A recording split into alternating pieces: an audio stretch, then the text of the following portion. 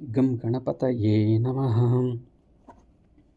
గరుడ పురాణంలో పరాశరుడు తెలిపిన ధర్మముల గురించి తెలుసుకుందాం. వేరు వేరు వర్ణముల వారి విలక్షణ ధర్మములను, వారి యొక్క జీవన స్థితిగతులను పరాశరుడు వ్యాసుల వారికి తెలిపాడు. ప్రతి కల్పం చివర సృష్టి లయములు, మరలా నూతన సృష్టి జరుగును. కానీ అజాతులకు నాశనం లేదు. శృతులు అంటే వేదములు, స్మృతులు మంచి లక్షణములు. వేదములకు హితమైన వానిని అనుసరించాలి. మొట్టమొదటిసారిగా బ్రహ్మ వేదములను స్మరించాడు. ఆయన మనువు మొదలగు వారికి బోధించాడు. మనువు మరియు ఇతరులు ధర్మమును స్మృతుల ద్వారా వ్యాప్తి చేశారు. కలియుగంలో ప్రధాన ధర్మం దానం. దానం చేసిన వానిని వదిలిపెడుతుంది. పాపపు పనులకు సంబంధించిన శాపం 1 సంవత్సరంలో ఫలిస్తుంది, అంటే అనుభవించవలసి వస్తుంది. ఆచారంతో 6 పనులు రోజు చేసేవానికి అన్నీ లభిస్తాయి. అవి ఏమనగా సంధ్యావందనం, స్నానం, మంత్రపఠనం, హోమములు, దేవతారాధన, అతిథులను సత్కరించుట. కలియుగమునందు బ్రాహ్మణులు సరిగా వారి వారి ధర్మములను ఆచరించకుండా ఉంటారు. అక్కడక్కడ కొద్దిమంది ఆచరిస్తారు. మునులు, ఋషులు తక్కువ. క్షత్రియుడు శత్రు సైన్యమును జయించి భూమిని రక్షిస్తాడు. వైశ్యులు వర్తక లావాదేవీలు మరియు వ్యవసాయం సాగిస్తారు. మరియు శూద్రుడు బ్రాహ్మణ భక్తి కలిగి ఉంటారు.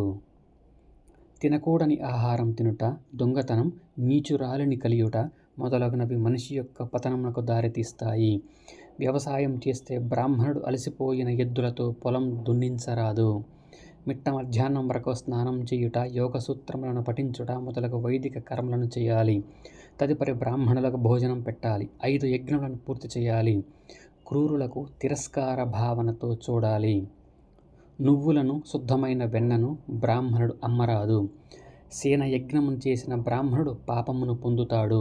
వ్యవసాయం చేసే వ్యక్తి పంటలో 6వ వంతు రాజుకు, 12వ వంతు దేవతలకు, 33వ వంతు బ్రాహ్మణులకు దానం చేస్తే పాపములుండవు.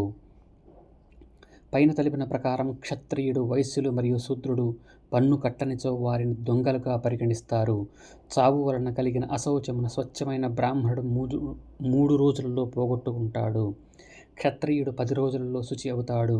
వైశ్యుడు 12 రోజులలో శుచి అవుతాడు. శూద్రుడు 1 నెల రోజులలో శుచి అవుతాడు.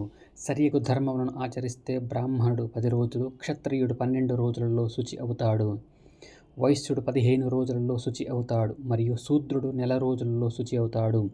కొంతమంది బంధువులు విడివిడిగా నివసించేవారు సాధారణంగా 1 పిండమును సమర్పిస్తారు, అన్నముద్దను. జనన మరణలందు అట్టి బంధువులు అశౌచమును పాటిస్తారు. 4వ తరం బంధువులు 10 రోజుల వరకు అశౌచమును పాటిస్తారు. వారు 5వ తరం వారైతే 6 రోజులు పాటిస్తారు. వారు 6వ తరం వారైతే అశౌచం 4 రోజులు ఉంటుంది. 7వ తరము వారైనచో 3 రోజులు ఉంటుంది. విదేశములందు చనిపోయిన వ్యక్తి సన్యాసి అయినను అట్టి వారికి అశౌచం పాటించనవసరం లేదు. పళ్ళు రాని పిల్లలు, అప్పుడే మరణించిన వారికి దహనం, పిండం, నీటిని సమర్పించడం మొదలగునవి ఉండవు. పుట్టిన వెంటనే మరణించిన, గర్భస్రావం అయినను ఎన్ని నెలల స్త్రీ ఆ పిండమును గర్భధారణ చేసినదో అన్ని నెలలు అశౌచం పాటించాలి. శిశువు కనుక నామకరణమునకు ముందే చనిపోతే అశౌచం లేదు. పుట్టు వెంట్రుకలు తీయక పూర్వం చనిపోతే 1 దినం 1 రాత్రి అశౌచం ఉంటుంది. యజ్ఞోపవీత ధారణం అను పవిత్ర కార్యమును ముందు మరణిస్తే అశౌచం 3 రోజులు పాటించాలి. ఆ పైన అశౌచం 10 రోజుల వరకు ఉంటుంది. సాధారణంగా గర్భస్రావం 4 నెలల లోపనే జరుగుతుంది. అకాల ప్రసవం, పుట్టుట మొదలగునవి 5-6 నెలలలో జరుగుతాయి. అగ్నిహోత్రం, బ్రహ్మచర్య వ్రతం, చెడువారితో తిరుగుట మొదలగు వాటిని ఖచ్చితంగా పాటిస్తే అశౌచం పాటించనవసరం లేదు. కళాకారులు, శిల్పులు, వైద్యులు, సేవకులు, అగ్నిహోత్రమును పవిత్ర నిర్వహించే వేద పండితుడు, రాజు వీరందరికీ అశౌచం లేదు. శిశువు జన్మించిన 10 రోజుల తరువాత తల్లి శుచి అవుతుంది. స్నానం చేసిన పిదప తండ్రి శుచి అవుతాడు. జననం వలన కలుగు అశౌచం నీటిని స్పృశించుట వలన తొలగిపోతుంది. వివాహములు, పండుగలు, హోమములు నిర్వహించినప్పుడు మృత జనన అశౌచం కలిగితే ముందు జరగవలసిన తంతును ఆపివేయాలి. ఎక్కడ వరకు జరిగినదో అక్కడితో ఆపాలి. అశౌచ సమయమునందు శిశువు మరణిస్తే 2 అశౌచములు మొదటి దానితో ముగుస్తుంది. ఎవరైనా గోశాలలో మరణిస్తే 1 రోజు మాత్రమే అశౌచం ఉంటుంది. తెలియని శవమును మోయుట వలన కలిగిన అశౌచం చాలా తక్కువ. అది కూడా ప్రాణాయామం చేయుట వలన తొలగిపోతుంది. చనిపోయిన వ్యక్తి శూద్రుడైతే 3 రాత్రుల వరకు అశౌచం ఉంటుంది. ఆత్మ బలిదానం, విషం వలన, ఉరి తీసుకొనుట వలన, పురుగు కరుచుట వలన మరణించిన వారి విషయమై అశౌచ కర్మలు చెయ్యనవసరం లేదు. ఆవుచే చంపబడిన వానిని, పురుగుచే కాటు వేయబడి చనిపోయిన వానిని ముట్టుకునిన్నాడు కృత్యవ్రతమును చేయుట వలన పరిశుద్ధుడవుతాడు. యవ్వన దశనందు ఉన్న పవిత్రమైన మంచి స్థితిలో ఉన్న తన భార్యను విడిచిపెట్టినవాడు 7 జన్మలు క్రమంగా స్త్రీగా పుడతాడు. అంతేకాక మాటిమాటికి వైధవ్యమును అనుభవిస్తాడు. బహిష్టు అయిన పిదప 4వ రోజున భార్యతో సంభోగిస్తే శిశుహత్యా పాతకం చుట్టుకుంటుంది. ఏ భార్య అయితే బహిష్టు అయిన తర్వాత 4వ రోజున భర్త సంభోగించుటకు ఇష్టపడునో అట్టి స్త్రీ ఆడపందిగా పుట్టును. అర్హత లేని స్త్రీ వ్రతములు చేసినప్పటికీ ఆమె మరణించిన తరువాత పిండము లేదు, తర్పణం, నీరు వదులుట లేదు. న్యాయబద్ధంగా జన్మించిన కుమారుడు గాని లేక నియోగం వలన ఒకరి భార్యకు ఇతరుల వలన కలిగిన కుమారుడు కానీ తన న్యాయబద్ధమైన తండ్రికి పిండ ప్రదానం చేయాలి. కుమారుని పొందుటకు న్యాయపరంగా మరిదితో సంభోగం పొంది పుత్రుని పొందుటకు నియోగం అంటారు. పరివేదనం అనగా అన్నగారుండగా తమ్ముడు ముందు వివాహం చేసుకొనుట. దీని వలన కలుగు పాపం తొలగుటకు కృత్యవ్రతమును చేయాలి. వివాహం చేసుకున్న స్త్రీ కూడా ఈ వ్రతమును ఆచరించాలి.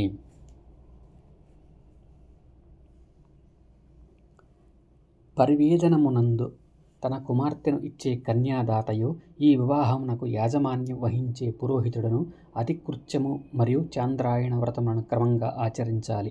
అన్నగారు మరగుజ్జు, గూనివాడు, పిచ్చివాడు, వెట్టివాడు, గ్రుడ్డి, చెవిటి, మూగ అయిన వారి విషయంలో పరివేదనం తప్పు కాదు. అప్పుడు తమ్ముని కంటే అన్నకన్నా ముందు వివాహం చేయవచ్చును. భర్త జాడ తెలియకుండుట, మరణం, లోకమునందలి విషయములను వదులుట, అసమర్థత, నీచస్థితి అటువంటి అత్యవసరమైన ఈ పరిస్థితిలో స్త్రీ మరలా వివాహం చేసుకొనవచ్చును. భర్తతో పాటు మరణించిన స్త్రీ అతని శరీరంపై ఎన్ని వెంట్రుకలుంటాయో అన్ని సంవత్సరములు స్వర్గంలో ఉంటుంది. కుక్క కరిచిన వ్యక్తి గాయత్రీ జపం చేస్తే శుచి అవుతాడు. శూద్రుని వలన కానీ ఇతరుల వలన కానీ చంపబడిన బ్రాహ్మణుని లౌకిక అగ్నిచే దహనం చేయాలి. అతడు పవిత్ర అగ్నులను పూజించిన అతని శవమును పాలలో స్నానం చేయించి పవిత్ర అగ్నులతో మంత్రములతో దహనం చేయాలి. ఒక వ్యక్తి ఎవరైనా విదేశమునందు మృతి చెందితే అతనికి అంత్యక్రియలు ఈ విధంగా జరపాలి. ఏడి చర్మమును పరచి దానిపై 600 మోదుగ పుల్లలను పరచాలి. వాటిని మానవ శరీరం ఆకారం వలె పరచాలి. జమ్మి పుల్లను మానవుని లింగం ఉన్న చోట ఉంచాలి. వృషణముల వద్ద అరణి కట్టె పుల్లని ఉంచాలి. కుడి చెయ్యి వద్ద ఒక పిడత ఉంచాలి. అగ్నిహోత్రంతో కూడిన ముంత ఎడమ చెయ్యి వద్ద ఉంచాలి. ప్రక్కలందు అనగా భుజములందు రోలు ఉంచాలి. ధాన్యమునకు ఉపయోగించే బల్లను తొడల మీద ఉంచాలి. బియ్యపు గింజలు, నెయ్యి, నువ్వుల గింజలు నోటి యందు ఉంచాలు. పవిత్ర జలం అంటే నీరు చెవుల దగ్గర, నెయ్యితో ఉన్న పాత్రను కళ్ళ దగ్గర, చిన్న చిన్న బంగారు ముక్కల చెవులలోకి, కళ్ళలోనికి, నోటిలోనికి, ముక్కు రంధ్రములలోనికి వదలాలి. దర్భగడ్డితో చేయబడిన మానవ ఆకారమును దీనిపై ఉంచి తగులబెట్టాలి. నెమ్మదిగా ఒకసారి అసౌ స్వర్గాయ లోకాయ స్వాహ అను మంత్రమును ఉచ్చరిస్తూ ఒక ఆహుతి ఇయ్యాలి. అగ్నిహోత్రమునకు అవసరమైనట్టిది ఉపయోగించడం వలన ఆ వ్యక్తి తప్పక బ్రహ్మలోకమును పొందుతాడు. హంసలను, సారస పక్షులను, క్రౌంచ పక్షులను, చక్రవాక పక్షులను, కోళ్లను, నెమళ్లను, గొర్రెలను చంపిన వ్యక్తి ఒక రాత్రి ఒక పగలు తరువాత శుచి అవుతాడు. ఏ పక్షిని చంపినను ఆ వ్యక్తి ఒక దినం ఒక రాత్రి తరువాత శుచి అవుతాడు. 4 కాళ్ళ జంతువులను చంపితే ఒక రాత్రి ఒక పగలే ఉపవాసం చేసి జపం చేయాలి. శూద్రుని చంపిన తరువాత కృత్యవ్రతమును ఆచరించాలి. క్షత్రియుని చంపితే అతి కృత్యవ్రతమును 20 సార్లు చేయాలి. ఒక బ్రాహ్మణుని చంపితే చాంద్రాయణం 30 సార్లు చేయాలి.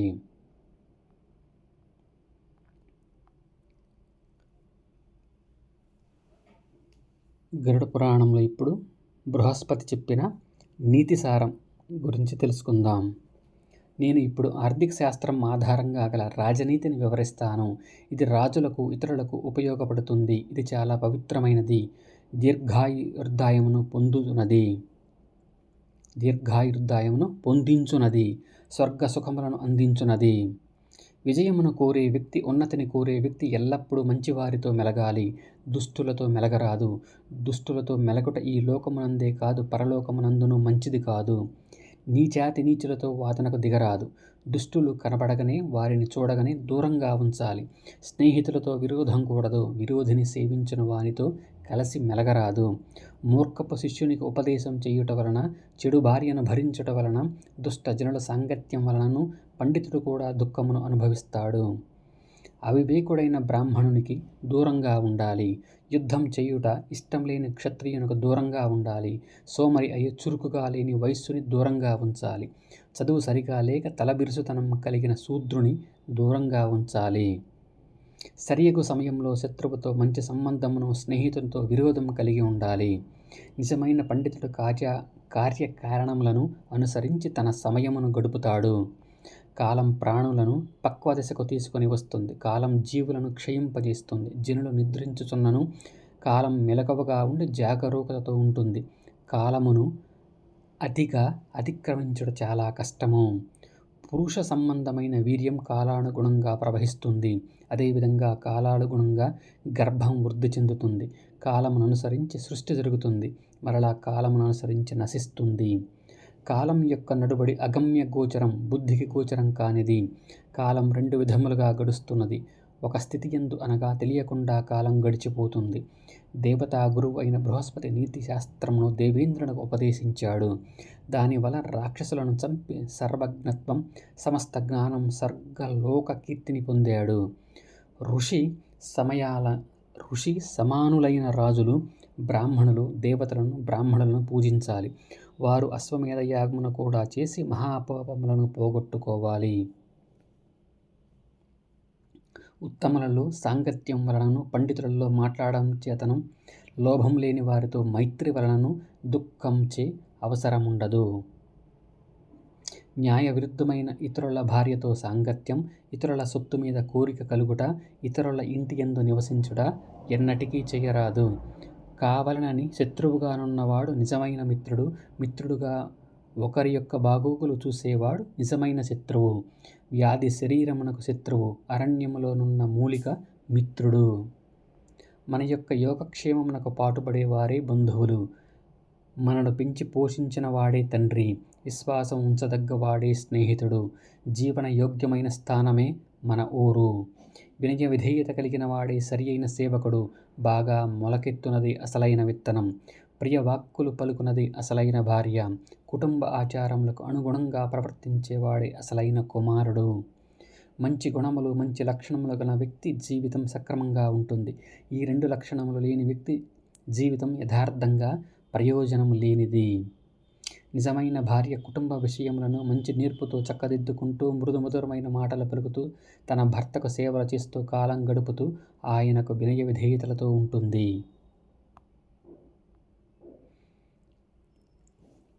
సద్గుణములు కలిగిన భార్య కలవాడు స్వర్గాధిపతి అయిన దేవేంద్రుడి కంటే ఏమాత్రం తక్కువ కాదు. అతడు సాధారణ వ్యక్తి కాదు. మంచి భార్య ప్రతిదినము స్నానం చేసి సువాసన ద్రవ్యములను శరీరమునకు పోసుకొని మంచిగా తీయగా మాట్లాడుతూ, మితాహారంతో తృప్తిపడుతూ, అతిభాషి కాకుండా ఎక్కువగా మాట్లాడునది కాక, తన చుట్టూ ఎల్లప్పుడూ మంగళకరమైన పదార్థములు ఉంచుకుంటూ, విలక్షణమైన కార్యములందు సున్నిత మనసు కలిగి, తన యొక్క ప్రతి పనియందు భర్త యొక్క ఆప్యాయత, ప్రేమ పొందుతూ, బహిష్టు అయిన 4 దినము నుండి భర్తతో సరస సల్లాపములు ఆడుతూ అతనికి వశముకు భార్యను పొందినవాడు ఇంద్రతుల్యుడు. అటువంటి భార్య అందరి భాగ్యమును వృద్ధిపరుస్తుంది. భార్య కురూపి అయి, మలినయై, కలహించే స్వభావంతో అదే వితరణంగా వాదిస్తుంటే ఆమె ముసలిది కానీ వార్ధక్యం చేత ముసలిది కాదు. తరచుగా ఇతర ఇళ్లను దర్శించున్నది, ఇతరుల మీద సహాయం కొరకు ఆధారపడేది, చెడ్డ పనులను చేసేది, సిగ్గులేనిది. ఇటువంటి స్త్రీ ముసలితనం కంటే భారంగా ఉంటుంది. మంచి గుణములను మెచ్చుకున్నది, భర్తను అనుసరించి విధేయతగా ఉంటున్నది, ప్రతి విషయమునందు అల్పసంతోషిగా ఉంటున్నది అయిన భార్య చాలా ప్రియమైనది. మూర్ఖపు భార్య, మోసగాడు అయిన స్నేహితుడు, ఎదురు సమాధానం చెప్పే సేవకుడు, పీడించు పాములు, ఇంటి యందు ఉండుట ఇవి అన్నియు మరణంతో సమానము. దుర్జనుల సాంగత్యం వదిలిపెట్టాలి, మంచివారి సాంగత్యమును పొందాలి. రాత్రింబవళ్ళు పుణ్య పనులు చెయ్యుము, ప్రతిదీ అనిత్యం అని తెలుసుకోవాలి. ప్రేమానురాగం లేనిది, భయంకరమైనది, స్వరూపం కలది, క్రూరమైన స్వభావం గలది, స్వభావసిద్ధంగా క్రూరమైనది, పాము కంటే భయంకరమైనది, పులి వంటి ఎర్రని కళ్ళు కలిగినదియు, నిప్పు క్రక్కుచున్న దాని వలె కనపడదయు, ఇతరుల ఇళ్ళు మరియు పట్టణముల యందు తిరుగుట కోరిక గలదియు అగు స్త్రీ దగ్గరకు చేరరాదు, దూరంగా ఉండాలి. పాము ఇంటి యందు ఎటు చూచినా బాధించునప్పుడు, ఎటువంటి చికిత్సను చేసినను మొండి రోగం నయం కానప్పుడు, మృత్యువు అన్ని అవస్థలయందు, బాల్యం, యవ్వనం, కౌమారం, వార్ధక్యములందు పొంచి ఉన్నప్పుడు ఎవరికి మాత్రం మనశ్శాంతి ఉంటుంది. గరుడ పురాణంలో ఇప్పుడు మనం బృహస్పతి చెప్పిన నీతి సారం తెలుసుకుందాం. అత్యవసరమునకు ధనము దాచుకోవాలి. ప్రోగు చేసుకున్న సంపదతో భార్యను రక్షించుకోవాలి. కూడబెట్టిన ఆస్తితో భార్యతో తనను తాను రక్షించుకోవాలి. కుటుంబమును కాపాడుటకు తనను తాను త్యాగం చేసుకోవాలి. గ్రామమును రక్షించుటకు కుటుంబమును త్యాగం చేయాలి. భూమిని కాపాడుట గ్రామమును త్యజించాలి. తన కోసం భూమిని త్యాగం చేయాలి. చెడు ప్రవర్తన కలిగిన ఇంటి యందు నివసించుట కంటే నరకమును నివసించుట మేలు. నరకమునందు పాపములు అనుభవించుట వలన తగ్గిపోతుంది, వాని ఇంటి యందు అట్టు తొలగవు. తెలివిగలవాడు నేలపై ఒక పాదమును గట్టిగా మోపి రెండవ దానితో కదులుతాడు. కొత్త స్థానమును బాగుగా పరీక్షించగా పాత ఆధారమును వదలరాదు.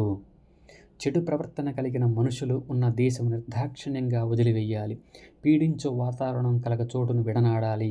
లోభియగు రాజును వదిలిపెట్టాలి. మోసపూరిత స్వభావం కలగ స్నేహితుని వదిలిపెట్టాలి. లోభి చేతిలో ఎంత సంపద ఉన్ననూ ఏమి మేలు? మోసపూరితమైన వారి చేతిలో పడి మురిగిపోయిన విద్య వలన లాభమేమి? మంచి నడవడి, పరాక్రమం లేని అందం వలన ప్రయోజనమేమి? దురదృష్టకర సమయములందు మొహం చాటు వేసే స్నేహితుని వలన ప్రయోజనమేమి? మంచి పదవిలో ఉన్నప్పుడు తెలియని వారు కూడా స్నేహితులుగా, సహాయకులుగా చుట్టూ చేరతారు. కాలం కలిసి రాక పదవి సంపదలు పోగా బంధువులు కూడా శత్రువులుగా మారిపోతారు. అసలైన స్నేహితుడు ఆపద సమయములందు కనుపడతాడు లేక దొరుకుతాడు. పరాక్రమం యుద్ధ భూమి యందు నిగ్గు తేలుతుంది. ప్రత్యేక ప్రాంతములలో ఉన్నప్పుడు ఒక వ్యక్తి యొక్క పవిత్రత తెలుస్తుంది. అతని నడబడిని బట్టి తెలుస్తుంది. సంపదలు పోయినప్పుడు భార్య యొక్క విశ్వాసం, నమ్మకం తెలుస్తుంది.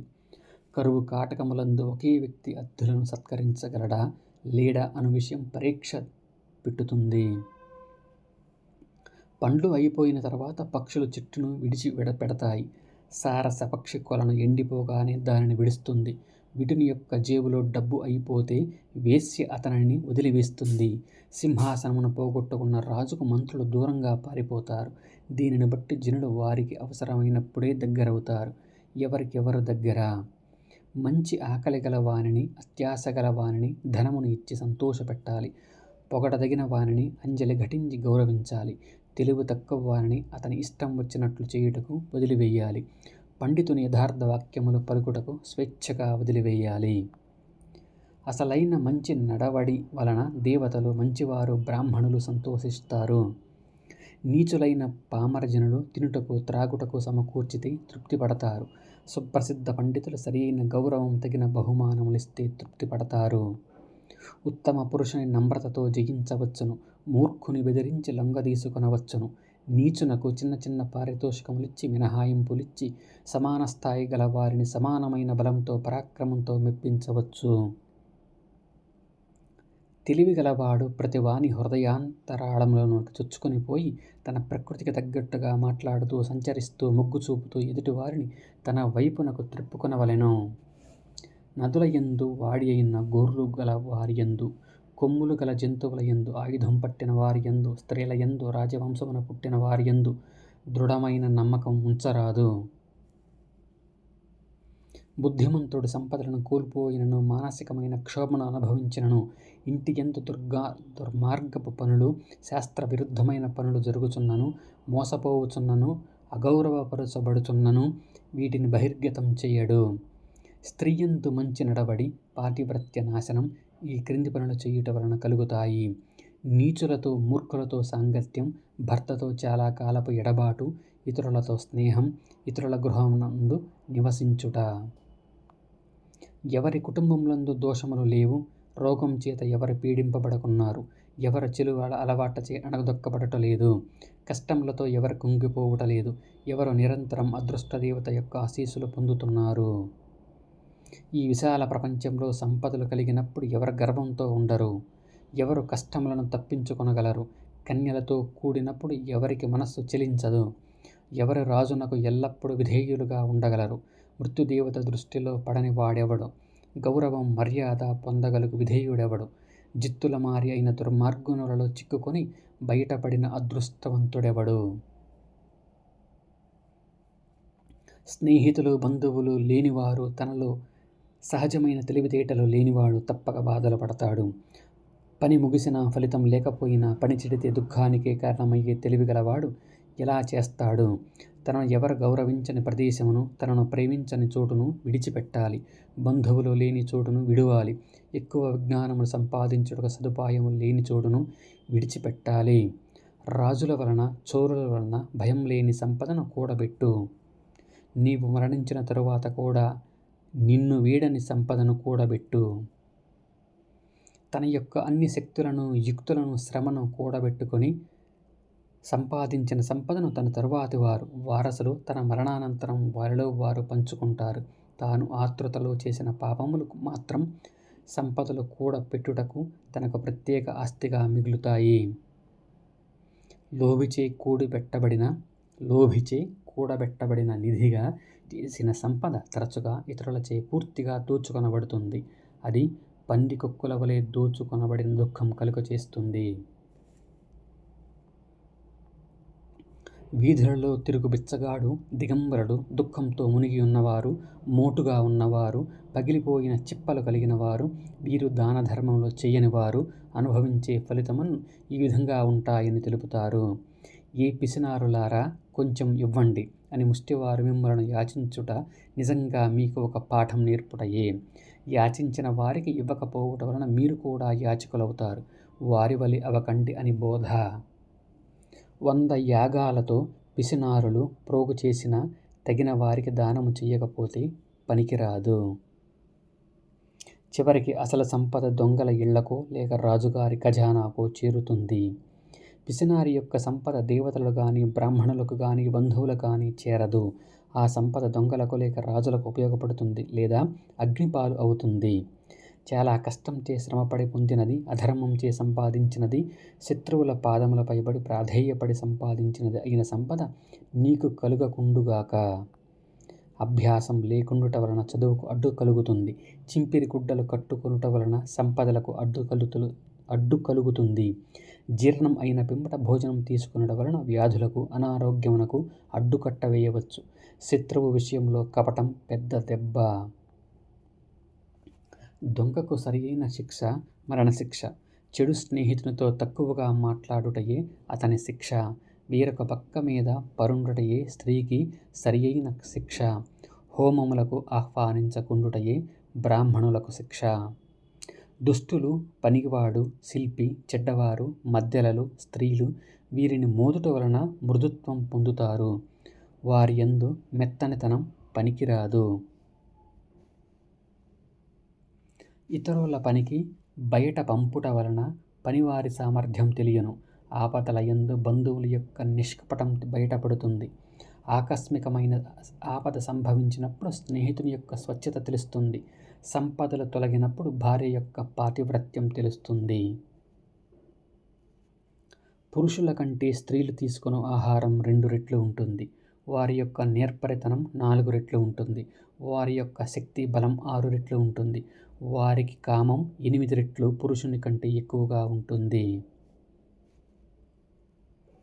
కలల ద్వారా నిద్రను జయింపవలెను. మితిగా ప్రేమిస్తూ స్త్రీని జయింపవలెను. కట్టెను వేసి నిప్పును జయించలేము. సారాను త్రాగి దాహం తీర్చుకొనలేము. రుచిగల కొవ్వుతో కూడిన మాంసాహారం, సంతోషపెట్టు దుస్తులు, కాంతివంతమైన సార, సువాసన వెదజల్లు పలుచని దుస్తులు, తీయని సువాసనలు వెదజల్లే పువ్వులు స్త్రీల యొక్క కామమును వృద్ధిపరుస్తాయి. బ్రహ్మచర్యమునందు కూడా మన్మధుడు చాలా తీరిక లేకుండును. ఇది ఖచ్చితంగా చెప్పవచ్చును. తన మనసుకు నచ్చిన పురుషుని చూసిన స్త్రీ యొక్క మర్మాంగం నుండి ద్రవము కారుతుంటుంది.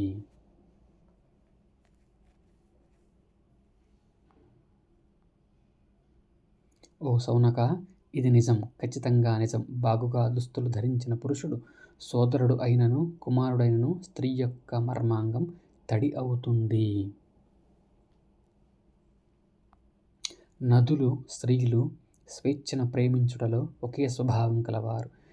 వారి దారిని స్వతంత్రంగా ఎన్నుకుంటారు.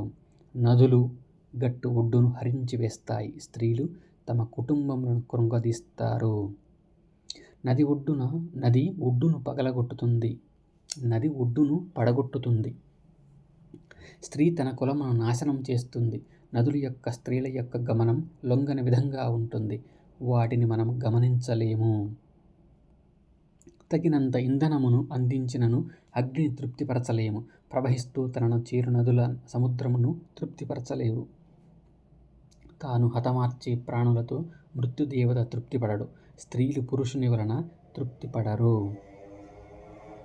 మంచివారి సాంగత్యము వలనను, మంచి స్నేహితుల వలనను, సంతోషకరమైన సంభాషణ చేయువారి వలనను, సంతోషముల వలనను, కుమారుల వలనను, జీవితం వరముల వలనను సంపూర్ణమైన తృప్తి కలగదు.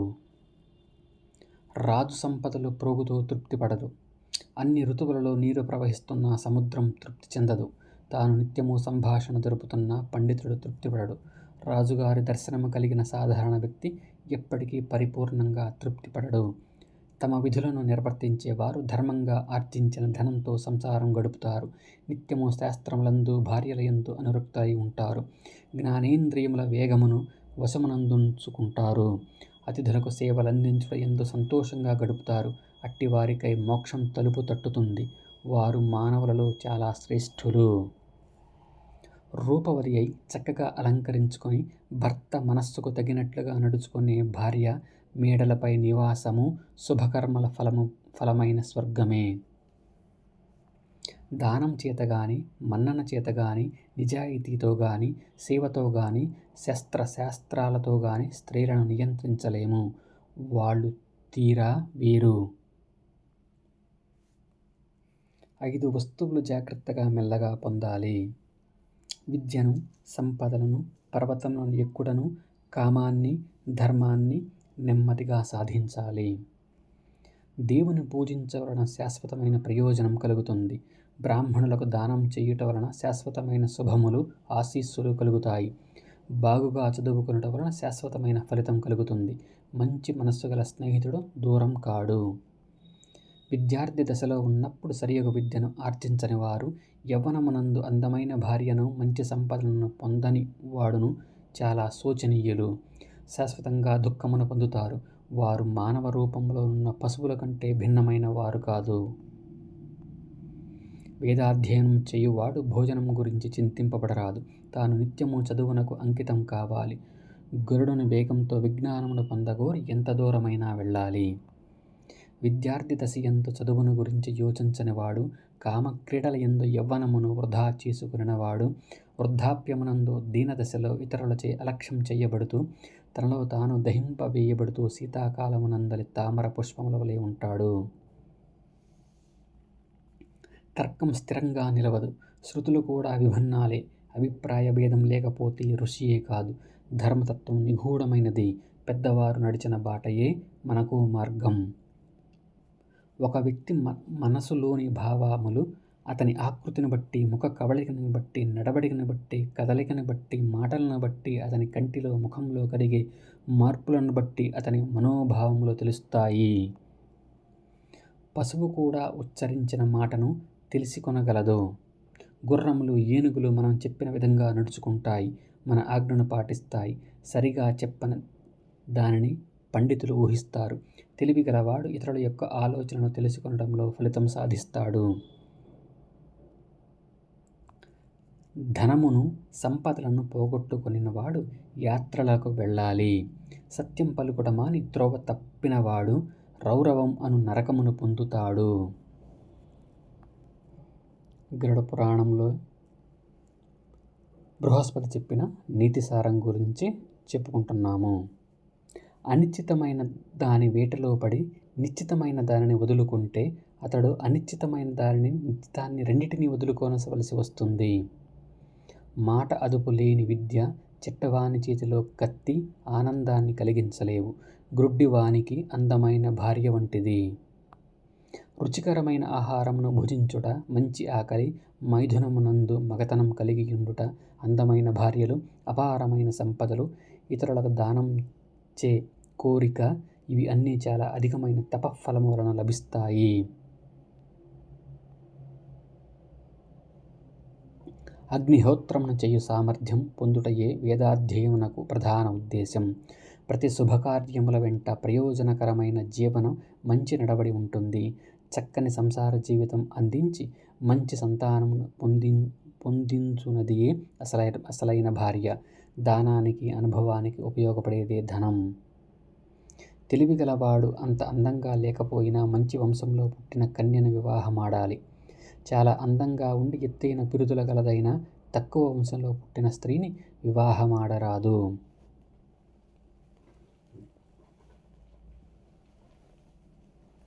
ఆపదలను తెచ్చిపెట్టే సంపదల వలన ప్రయోజనమేమి? ఎవరి పాము యొక్క పడగ మీద ఉన్న నాగమణిని తీసుకొనుటకు ప్రయత్నించగలరు, ధైర్యం చేయగలరు? హవిస్సును దుష్టుల కుటుంబం నుండి అయినా తీసుకొనవచ్చు. అశుద్ధం నుండి అయినా, చెత్త బంగారమును స్వీకరించవచ్చు. మంచి మాటను బాలుడు చెప్పినా గ్రహించవచ్చు. కన్యారత్నమును తక్కువ కుటుంబం నుండి అయినను స్వీకరించవచ్చు. దుఃఖపెట్టు విష ప్రాంతము నుండి అయినా అమృతమును పొందవచ్చు. చెత్తకుప్ప నుండి అయినా బంగారం పొందవచ్చు. నీచ ప్రవృత్తి గలవాని నుండి అయినా మంచి జ్ఞానమును పొందవచ్చు. తక్కువ జాతి తల్లిదండ్రులకు జనించినదైనా స్త్రీ సుగుణవతి అయినచో వివాహం చేసుకొనవచ్చు. రాజుగారితో స్నేహం అసాధ్యం. విషం లేని పామును గురించి మనం ఎన్నడూ విని ఉండలేదు. ఇల్లాలు ఎక్కువ మంది స్త్రీల గుంపులో చేరి కలిసి ఉన్నచో పవిత్రంగా ఉండునని భావించలేము. విధేయత, భక్తి కలిగిన పనివానిని ఇంటి పనుల యందు వినియోగించాలి. కుమారుని ఎల్లప్పుడూ చదువుకొనున్నట్లు నియోగించాలి. శత్రువుని నీచపు పనులందు నియోగించాలి. స్నేహితుని అనేక ధర్మ కార్యములందు నియోగించాలి. సేవకులను ఆభరణముల వారికి తగిన స్థానములందు ఉంచాలి. శిరస్సున ధరించవలసిన చూడామణి పాదమునకు ధరించిన ప్రకాశించదు కదా. శిరస్సునందు ధరించుమణి సముద్రం, నిప్పు, గంట, పందిరిగా భావించిన ఆకాశం మరియు రాజు, ఇవి అన్నీ శిరోధార్యములు. ఇవి ఎప్పటికీ పాదముల చెంత ఉండరాదు. అట్లు చేసిన తప్పు అవుతుంది.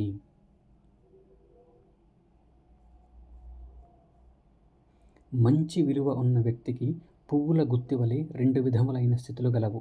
అతడు అందరికీ శిరోధార్యమై ఉంటాడు, లేక పూల గుత్తివలే అడవిలో మిగిలిపోతాడు.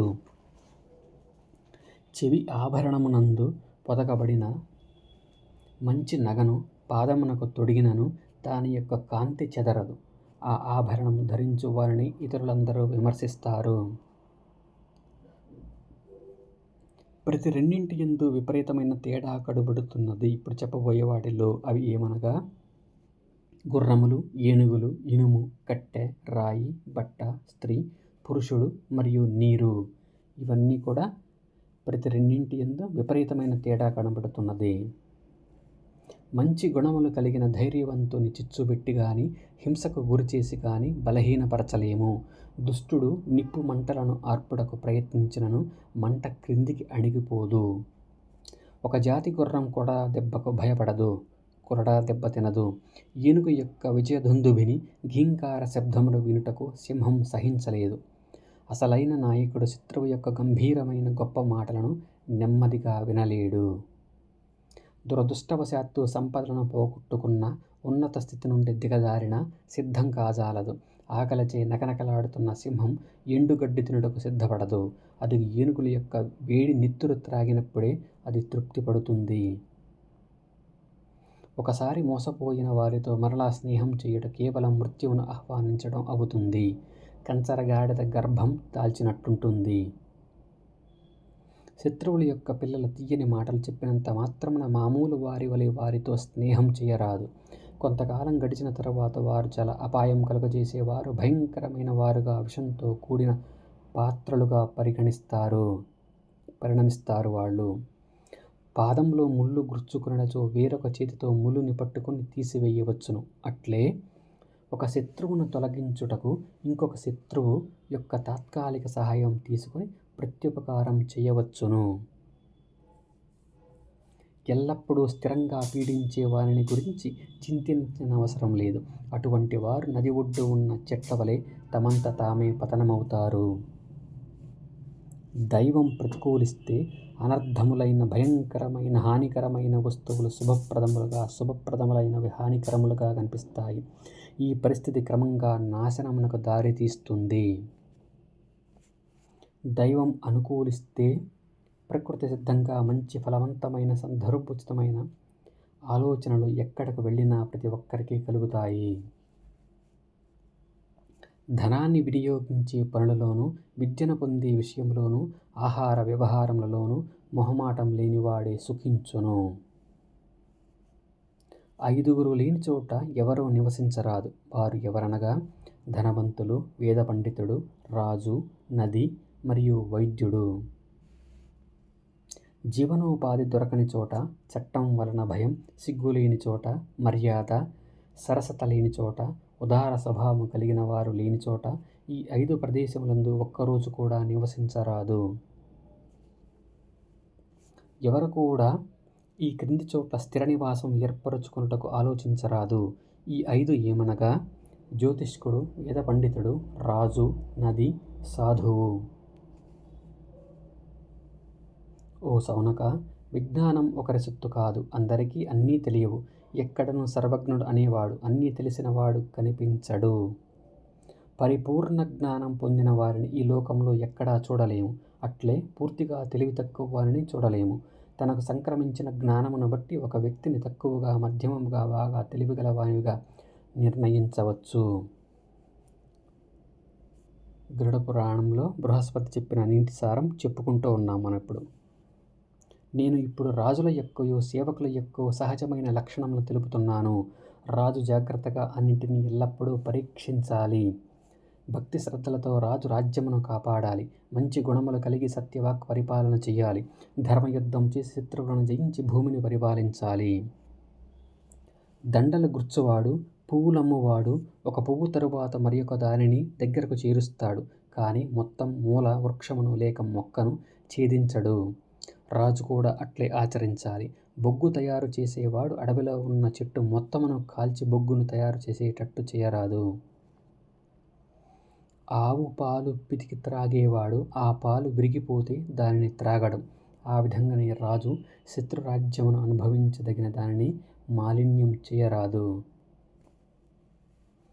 ఆవు పాలను పొందగోరేవాడు దాని యొక్క పొదుగులను కోయజాలడు.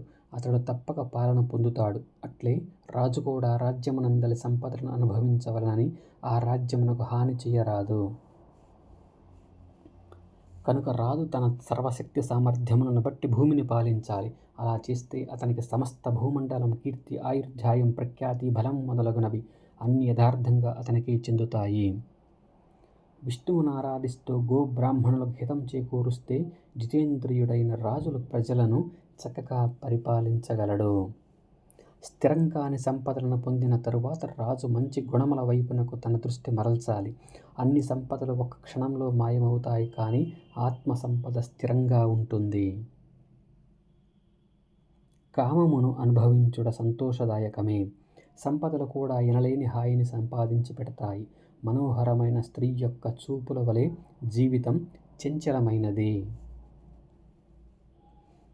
పులివలే బెదిరిస్తూ ముసలితనం మనను ఎదుర్కొనుటకు వేచియుంటుంది. శత్రువుల వలె రోగములు మన శరీరమంతటను ఆక్రమిస్తాయి. పగిలిపోయిన కుండ నుండి నీరు ప్రవహించినట్టు జీవన ప్రవాహం సాగుతుంది. అయినను ఈ ప్రపంచంలో ఎవరూ ఆత్మ విమోచనానికి పాటుపడరు, ఆలోచించరు. ఓ మానవులారా, ఇతరులకు సేవ చెయ్యండి. తరువాత హితమైన, ప్రయోజనకరమైన పనులు చెయ్యండి. ఎటువంటి అనుమానం లేకుండా అందమైన స్త్రీల గుంపుతో మన్మథ బాణ నిహితైన నెమ్మదిగా చూస్తున్నారు. పాపములు చేయకండి. బ్రాహ్మణులను, విష్ణు భగవానును శరణుదొచ్చి పూజ చేయుట ప్రారంభించండి. ఒక కుండలోని నీరు వలె మీ జీవితం చివరి దశకు చేరుకుంటున్నది. ఒక అద్భుతమైన శక్తి మృత్యువు ముసుగులో మీ మీదకు దూకుతున్నది. ఇతరుల భార్యలను తల్లి వలె చూసేవాడు, ఇతరుల ద్రవ్యములను మట్టి ముద్ద వలె భావించేవాడును, సమస్త జీవరాశులను తన వలె భావించువాడును పండితుడు. బ్రాహ్మణులు తమ రాజులను సంపదలతో తులతూగమని కోరుతారు. వారి యొక్క కర్మల యందు మాటల యందు రాజు లక్ష్యం కలిగి ఉండాలి. ప్రక్కకు పోరాదు, వారి మాట జవదాటరాదు. రాజులు తమ రక్షణ కొరకు కొంత మిగిలినది బ్రాహ్మణులకు ఇచ్చుటకు ధనాన్ని కూడబెడతారు. ఎవని రాజ్యంలో ఎల్లప్పుడూ ఓంకారనాదం ప్రతిధ్వనిస్తుందో, బ్రాహ్మణులు ఓంకారమును పఠిస్తారో, అక్కడ రాజుకు తనకు కావలసినవన్నీ పొందుతూ అనారోగ్యములతో ఎప్పుడూ బాధింపబడదు. సాధారణమైన యోగులు అసమర్థులైనను రోజునకు కావలసిన ధనం వస్తువులు పొందగలుగుతున్నారు.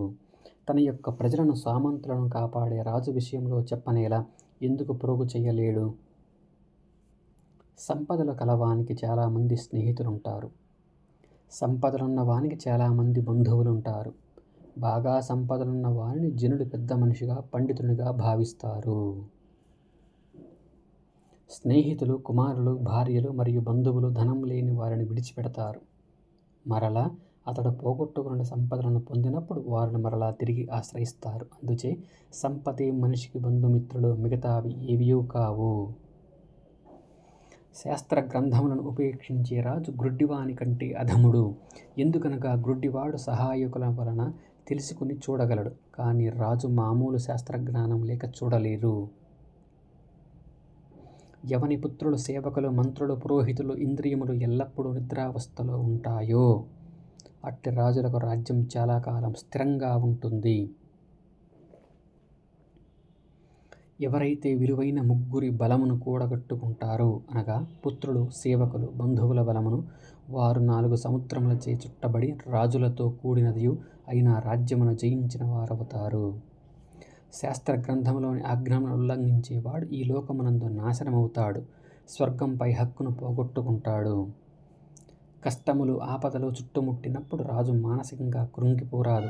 అతడు సుఖమునందు దుఃఖమునందు సమభావమును కలిగి ఉండాలి. ఎప్పటికీ ఆత్మానందమును పోగొట్టుకొనరాదు. కష్టములు సంభవించినప్పుడు ధైర్యవంతులు దుఃఖంతో కృంగిపోరాదు. రాహువుచే మింగబడిన చంద్రుడు మరలా ఉదయించుటలేదా? ఎక్కువ ఆతురతో శరీరం సుఖముల కొరకు పాటుబడు వారి పట్ల నిందియగుగాక. శరీరం కృషించినందుకు, సంపదలు తొలగిపోయినందుకు దుఃఖించకు. పాండురాజు యొక్క పుత్రులు పంచపాండవులు. వారి భార్య ద్రౌపది పేదరికమును అనుభవించి కొంతకాలం తరువాత ఎటువంటి చెరువ చేయబడక స్థిరమైన సంతోషమును పొందారు. రాజు దేవదాసీలను, వేశ్యలను పోషించాలి. వారి యొక్క నృత్యములను, సంగీతమును పోషించాలి. ధనుర్విద్యకు తగినంత రక్షణ కల్పించాలి. అట్లే అర్థశాస్త్రమును కూడా రక్షించాలి. అకారణంగా సేవకుల యందు ఆగ్రహమును చూపే రాజు నల్ల త్రాచు పాము చేత క్రక్కబడిన విషమును తీసుకున్న వాడవుతాడు. రాజు అందరి పట్ల చంచలత్వమును, అబద్ధపు సంభాషణలు మానాలి. ప్రత్యేకంగా వేద పండితుల పట్ల, తన యొక్క ఆంతరంగిక సేవకుల పట్ల జాగ్రత్తగా మెలగాలి.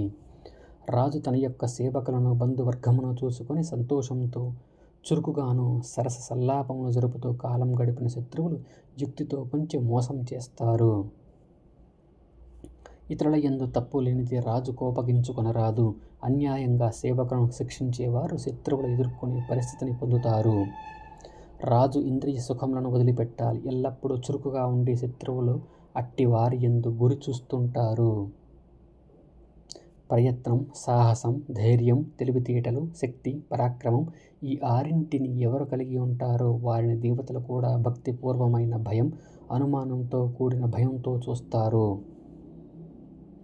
శక్తివంతమైన ప్రయత్నం చేసినా సరియైన ఫలితములు రాకపోతే అది దురదృష్టం వలన జరిగినదని భావించాలి.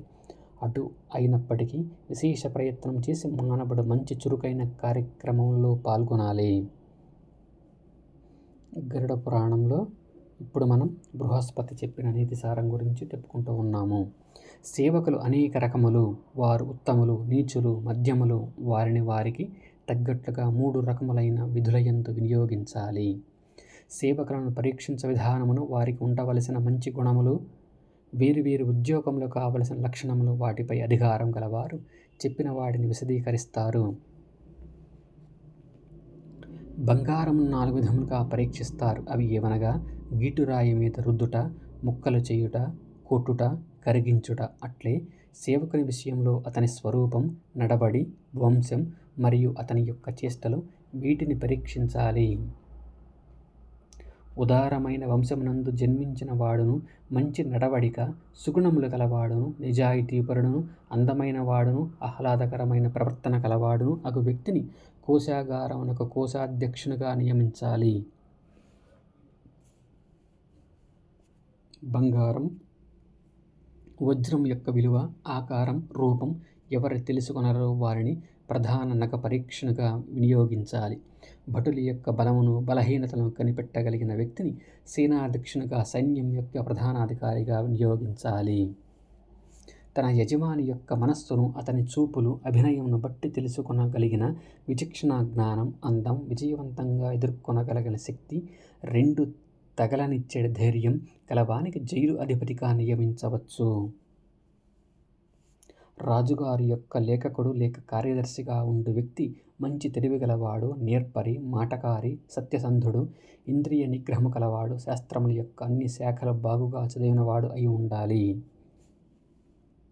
పరిపూర్ణమైన తెలివితేటలు కలిగి బాగుగా తెలుసుకొనగల శక్తి, నటన యందు పరిపూర్ణ జ్ఞానం కలవాడు, ఇతర మనసులలోని ఆలోచనలను సులభంగా చదవగలిగిన వాడును, మరియు తగిన సమయంలో సరి అయిన సమాధానం ఇవ్వగలిగిన వ్యక్తిని రాజుకు సంబంధించిన రాయబారిగా నియమించవచ్చు. రాజ్యం యొక్క పెద్ద పురోహితుడు చాలా పాండిత్యం కలిగి చక్కటి ఇంద్రియ నిగ్రహం, ఆత్మయందున పరాక్రమం, సుగుణములందును నాయక లక్షణాలు కలిగి ఉండాలి. ఇదివరలో తాత ముత్తాతలు ఒకే విధమైన సేవలు అందించిన వారయ్యుండి, యథార్థవాది అయిన ఉండి, బలిష్టంగా మరియు శుచిగా ఉన్న వారిని రాజమందిరమున వంటవానిగా నియమించవచ్చు. అతని అలవాట్లు కఠినంగా ఉండవలెను.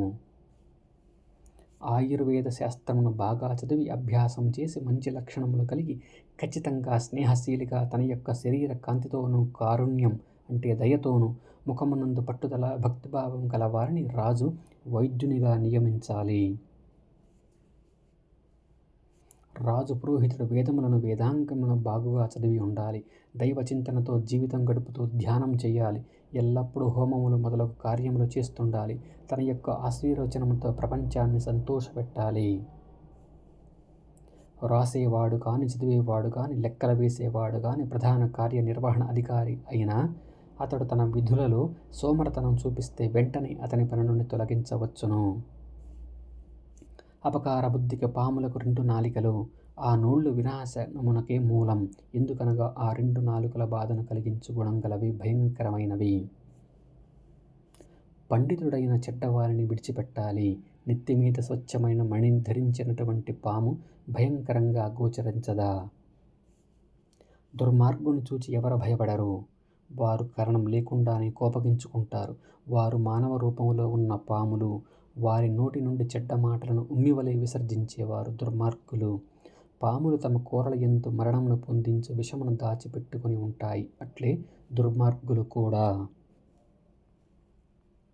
రాజు దగ్గర జీతం తీసుకొని పనిచేసే సేవకుడు మంచి సంపదలను గడించి, రహస్యములను ప్రోగు చేసి, మంచి సామర్థ్యమును కూడబెట్టుకొని నిరంతరం కష్టపడేవాడును, కష్టపడి పనిచేసేవాడు అయి ఉండి సంపదను, రాజ్యాన్ని పొందుటకు ప్రయత్నించినప్పుడు రాజు ఆ సేవకుని చంపినా తప్పులేదు. మొదట పరాక్రమవంతులుగా, నెమ్మదిగా, మృదువుగా మాట్లాడుతూ, సత్యమును పలుకుతూ, తనను తాను నిగ్రహించుకుంటూ, తరువాత దానికి భిన్నంగా ప్రవర్తించే సేవకులను పనిలో కొనసాగనివ్వకూడదు. సోమరితనం లేనివారు, తృప్తి కలిగిన వారు, అత్యవసర సమయములందు నిద్ర నుండి వెంటనే మేల్కొనువారు, సుఖ దుఃఖములను రెండింటినీ సమానంగా అనుభవించేవారు, ధైర్యవంతులు అయిన సేవకులు చాలా అరుదుగా ఉంటారు. ఓర్పు లేకపోవుట, అవిధేయత కలిగి ఉండుట, క్రూర స్వభావం కలిగి ఉండుట, ఇతరుల గురించి చెడుగా మాట్లాడుట, గర్వం కలిగి ఉండుట, తిండిపోతు అయి ఉండుట, మోసం, ఆకలి, అసమర్థత, పిరికితనం ఈ లక్షణములు గాని, వీటిలో ఏ ఒకటి గాని ఉన్నా అట్టి సేవకుని రాజదర్బారు నుండి వెంటనే తొలగించాలి. నిశితమై వాడి అయిన అన్ని రకముల ఆయుధములను రాజు తన కోటయందు ఉంచుకోవాలి. అప్పుడు శత్రువులను జయించుటకు ప్రయత్నించాలి. తాను యుద్ధం చేయుటకు సంసిద్ధంగా లేనప్పుడు 6 నెలల పాటు లేక 1 సంవత్సరం పాటు శత్రువుతో సంధి చేయాలి. రాజు బాగుగా సంసిద్ధుడైనప్పుడు శత్రువులను ఎదుర్కోవాలి. తన యొక్క వివిధ కార్యాలయ శాఖల యందు రాజు గనుక తెలివి తక్కువ వారిని వినియోగిస్తే దానికి ఫలితంగా అతనికి ఆ రాజునకు అవమానం, అప్రతిష్ట, సంపదలు నశించుట, మరణానంతరం నరకం కలుగుతాయి. రాజు విలక్షణమైన పాపపుణ్య కార్యములు తాను చేసినను అతని సేవకులు చేసినను వాటి ఫలితం రాజు అనుభవించవలసి వచ్చును. అతడు రాజ్యమును విస్తరించవచ్చును లేక పతనం చెందవచ్చును. అందుచే రాజు ఎల్లప్పుడూ తన రాజ్యమును బ్రాహ్మణుల యొక్కయో ఆవుల యొక్కయో మంచి కోరువాడై తెలివిగల సేవకులను నడవడికను ధనమునకు సంబంధించిన కార్యముల యందును వినియోగించాలి.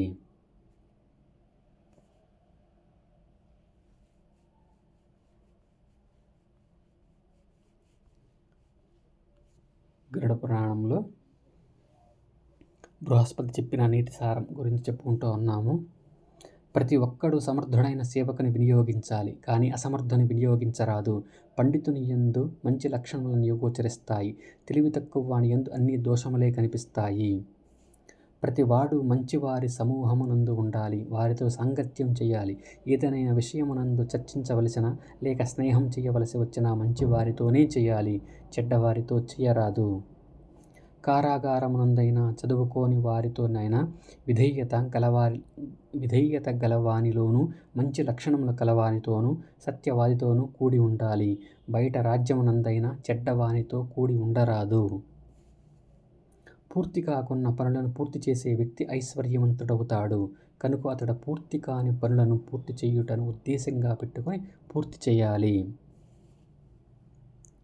తేనెటీగ ఏ విధంగా పువ్వు నుండి మకరందం తేనెను తీసుకున్న పువ్వునకు హాని కలుగు చేయదో, అదేవిధంగా రాజు తన రాజ్యమును ఎవరికి హాని కలగకుండా పన్నులు వసూలు చేయాలి. అదేవిధంగా రాజు నేల నుండి నీటిని, గోవు నుండి పాలను తరువాత తరం మీద వత్సం ఆపేక్షతో గ్రహించాలి. తేనెటీగ ఏ విధంగా చాలా పువ్వుల నుండి క్రమంగా నెమ్మదిగా తేనెను ప్రోగు చేస్తుందో, అలా రాజు కూడా కొంచెం కొంచెం ప్రోగు చేసి సంపదలను కూడబెట్టాలి. రోజు రోజుకు రాజుగారి ధాన్యాగారం ధనాగారం నింపుతుండాలి. పుట్ట చీమల పుట్టవలను, తేనె తుట్టవలను, చంద్రుని కళల వలను శుక్లపక్షమునందు చంద్రుని అవి వృద్ధి చెందినట్టు రాజు ధాన్యాగారం ధనాగారం వృద్ధి చెందుతాయి. కాటుక సిరా చాలా తక్కువగా వాడినా రోజు రోజుకు ఏ విధంగా మొటుమాయమవుతాయో అంటే తగ్గుతాయో, కొంతకాలం తరువాత లేకుండును. చీమల పెట్టిన పుట్ట ఏ విధంగా రోజు రోజుకు విస్తరించును తెలుసుకుని ప్రతి వ్యక్తి తన సమయమును వృధా కాకుండా చూసుకోవాలి. తన సమయమును దాన ధర్మమును చేయుటకు, అధ్యయనం చేయుటకు ఉపయోగించాలి. దుర్మార్గుడై కామంతో మోహంతో కూడిన వ్యక్తి అడవి ఎందైన వందల కొలది దోషములను లేక ఆటంకములను ఎదుర్కొంటాడు. కానీ తన యొక్క పంచేంద్రియములందు జయించిన వాడు ఇంటి వద్దనే తపస్సు చేసుకొనవచ్చును. నిందాపూరిత కార్యక్రమం చేపట్టక మనోవికారం లేని వ్యక్తి తన నివాసం అంటే ఇల్లుని తపోవనంగా తీసుకొనవచ్చును. ధర్మం సత్యముచే రక్షించబడుతున్నది. మరింత సంపాదించుట వలన విజ్ఞానం రక్షించబడుతున్నది. కుండ మరలా శుభ్రపరచుట వలన రక్షించబడుతున్నది, అనగా భద్రంగా ఉంటుంది. మంచి నడవడి కలిగి ఉండుట వలన కుటుంబం రక్షించబడుతున్నది. భోజనం చేయకుండా మరణించుట కంటే వింధ్యారణ్యంలో నివసించుట మేలు. పీడించు పాములు గల ప్రదేశమున లేక నూతిలో దుముకుట మేలు. సుడిగుంటములతో కూడిన నీటి ప్రవాహంలో మునుగుట చాలా మంచిది. కొంచెం ఇమ్ము అయిన వారిని బంధువులను యాచించుట కంటే పైన తెలిపినవన్నీ మేలే. అదృష్టం క్షీణించు కొద్దీ సంపదలు క్షీణిస్తాయి, కానీ అనుభవించుట వలన కాదు. పూర్వమే మంచి పనులు చేసి ఉంటే సంపదలు ఎన్నటికీ నశించవు. బ్రాహ్మణునకు చదువు అలంకారం, రాజునకు భూమి అలంకారం, ఆకాశమునకు చంద్రుడు అలంకారం, ప్రతివానికి మంచి నడవడి అలంకారం. భీముడు, అర్జునుడు మిగతా వారు రాజకుమారులుగా జన్మించారు. వారు చంద్రుని వలె ఆహ్లాదకరంగా ఉండినారు. వారు పరాక్రమవంతులు, సత్యసంధులు, సూర్యుని వలె ప్రకాశించేవారు అయిన శ్రీకృష్ణ భగవానునిచే రక్షించబడ్డారు. అయినప్పటికీ వారు నికృష్టమైన దుష్టగ్రహ ప్రభావమున పడి నీచమైన దుఃఖమును అనుభవించారు. వారు ముష్టి అడుగుకున్నారు. కర్మ ప్రతికూలించిన ఎవరు ఏ పని చేయుటకు సమర్థులు? పూర్వజన్మలో చేసిన కర్మల ప్రభావం ప్రతి ఒక్కరిని కుదిపివేయును, అల్లకల్లోలం చేస్తుంది. బ్రహ్మాండ భాండ నిర్మాణంలో బ్రహ్మ కుమ్మరి వలె నియమించబడ్డాడు. విష్ణువు దశావతారాలనెత్తి మహాసంకటాలలో పడ్డాడు. రుద్రుడు చేతిలో భిక్షాపాత్రగా కపాలాన్ని ధరించాడు. సూర్యుడు నిత్రము గగనతలంలో తిరుగుతున్నాడు. ఇదంతా కర్మఫలం. ఆ కర్మకు నమస్కారం.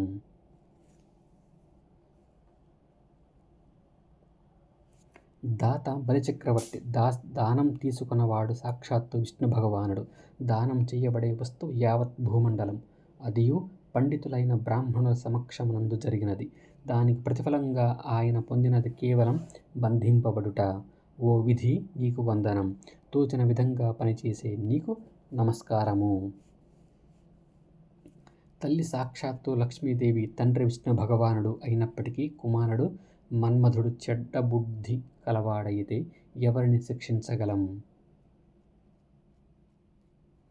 పూర్వజన్మలో చేసిన కర్మల ఫలితమును మానవుడు ఈ జన్మలో అనుభవిస్తాడు. పూర్వజన్మలో చేసిన కర్మలకు ప్రతిఫలములు ఈ జన్మలో లభిస్తాయి. సంతోషం ఒకరి చేతనే విధించుకొనబడుతుంది, అట్లే దుఃఖం ఒకరి చేతనే విధించుకొనబడుతుంది. తన పూర్వజన్మలలో చేసుకున్న కర్మలను బట్టి గర్భమునందు స్థానం పొందినను అతడే సుఖదుఖములను విధించుకుంటాడు. మానవుడు తాను కర్మల నుండి ఆకాశమంత దూరం వెళ్ళినా, సముద్రమంత లోతునకు దిగినా, పర్వతం అంత ఎత్తు ఎక్కినా, లేక తన తల్లి యొక్క నెత్తి మీద ఎక్కినా, లేక ఆమె తొడ మీద ఉంచబడినా తప్పించుకొనలేడు, అనుభవించి తీరాలి. రావణుని యొక్క కోట త్రికూట పర్వతం, ఒక కందకం, సముద్రం, యుద్ధభటులు, రాక్షసులు, కఠిన చర్యలు తీసుకునేవారు, శుక్రనీతి శాస్త్రం, ఇవి అన్నీ ఉన్నప్పటికీ రావణుడు కాలం చేతిలో నాశనము పొందినాడు కదా. ప్రతి విషయం తన వయసుతో, కాలం, పగలు, రాత్రియో, గంట లేక ముహూర్తం ముందుగా నిర్ణయించిన ప్రకారం జరుగుతుంది. దానికి భిన్నంగా జరగదు. జనుడు ఆకాశమునందు విహరించినా, అంటే పైకి వెళ్ళినా, లేక పాతాళమునకు దిగినా, వారి అన్ని దిక్కుల నుండి అడ్డంగా పోయినా, తాము చేసుకున్న కర్మలకు భిన్నంగా ఏమీ పొందజాలరు. గతించిన రోజులలో అభ్యసించిన విద్య, ఇదివరలో దానం చేసిన ధనం, పూర్వం చేసిన మంచి పనులు, ఇవి అన్నీ వేగంగా నడుచు వ్యక్తి వెంబడ పరిగెత్తుతాయి. కర్మలు మాత్రమే వాటి పర్యవసానమునకు కారణం. సీతాదేవి యొక్క వివాహ లగ్న గ్రహస్థితి వశిష్ఠ మహర్షి చేత నిర్ణయించబడినది. అయినప్పటికీ కష్టముల పాలు కావలసి వచ్చింది. కర్మ వికటించినప్పుడు శుభప్రదములైన గుర్తులు, విలక్షణమైన చిహ్నములు ఉండుట వలన ప్రయోజనం ఏమీ లేదు. రాజునకు బలమైన కండరములతో కూడిన పిక్కలున్న, శబ్దమును అనుసరించు వేగం గల లక్ష్మణుడు, తలతల మెరిసి దక్షంగా పెరిగిన వెంట్రుకలు గల సీతయు చాలా కష్టములను అనుభవించిరి కదా.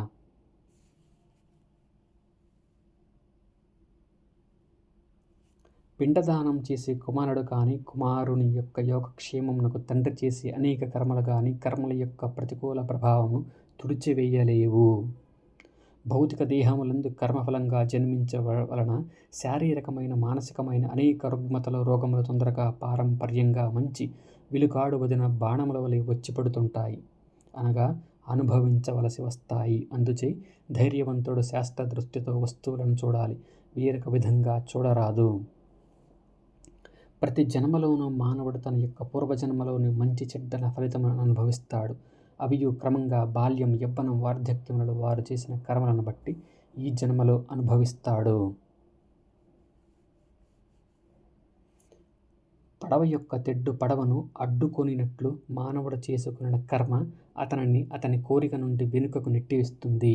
అతడు విదేశములలో ఉన్నను కర్మ ఫలితమును అనుభవించవలసిన ప్రదేశమునకు తీసుకొనపోబడతాడు. మానవుడు తనకు చెందవలసిన దానిని తప్పక పొందుతాడు. దేవుడు కూడా దానిని ఆపజాలడు. తనను ఏమాత్రము చింతించడు, లేదా జరుగుతున్న సంఘటనను గురించి ఏమాత్రం ఆశ్చర్యపడడు. నుదుటిపైన రాసిన రేఖను తుడిచివేయుట ఎవరికి సాధ్యమో అసాధ్యమనే భావము. తరిమినప్పుడు పాము నూతిలోనికి ఏనుగును దాని యొక్క తొండమును పగ్గంతో కట్టుట వలన పగ్గం దగ్గరకు చిట్టెలకు తన కన్నంలోకి పరిగెత్తి తప్పించుకుంటాయి. వీటి అన్నిటికంటే వేగవంతమైన కర్మఫలం నుండి ఎవరు తప్పించుకొనగలరు? బాగుగా కూడబెట్టిన విద్య ఎన్నటికీ నశించదు. ఇతరులకు పంచుట వలన అట్టి విద్య వృద్ధి చెందుతుంది. బావిలో అడుగున ఉన్న నీటిని తోడి వేసినప్పటికీ పెరుగుతూ ఉంటుంది. సులక్షణంగా సంపాదించిన సంపదలు స్థిరంగా ఉంటాయి. సుగుణములతో పాటు అవి వృద్ధి చెందుతాయి. కనుక సంపదలను గురించి నీవు ఆలోచించేటప్పుడు దీనిని జ్ఞాపకం ఉంచుకొని మంచిని గ్రహించు. ఆ విధంగా నీవు ప్రపంచంలో గొప్పవాడవు కాగలవు.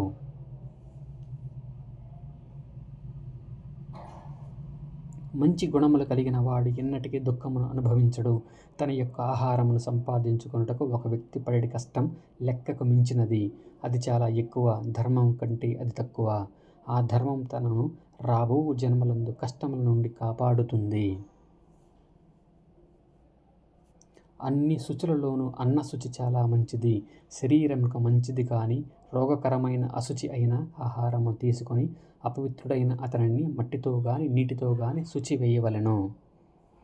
5 రకములైన శుచి చేయ పదార్థమును తెలుపుతున్నాడు. సత్యం, మంచి మనసు, ఇంద్రియ నిగ్రహం, అన్ని ప్రాణుల యందు దయ కలిగి ఉండుట, క్రమంగా నీరు. అవి 5 శుచికి అవసరం.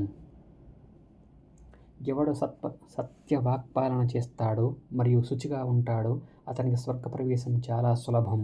సత్యమును కాపాడుట అశ్వమేధ యాగం కంటే గొప్పది. అలవాటు ప్రకారం చెడు పనులు చేసే వ్యక్తి తన మనస్సు చెడు ఆలోచనలతో తిమ్మిరి పట్టినప్పుడు చలించినప్పుడు అతనిని శుద్ధిపరచుటకు 1000 మట్టి ముద్దలైనా చాలవు, 100 కుండల నీరైనా చాలదు.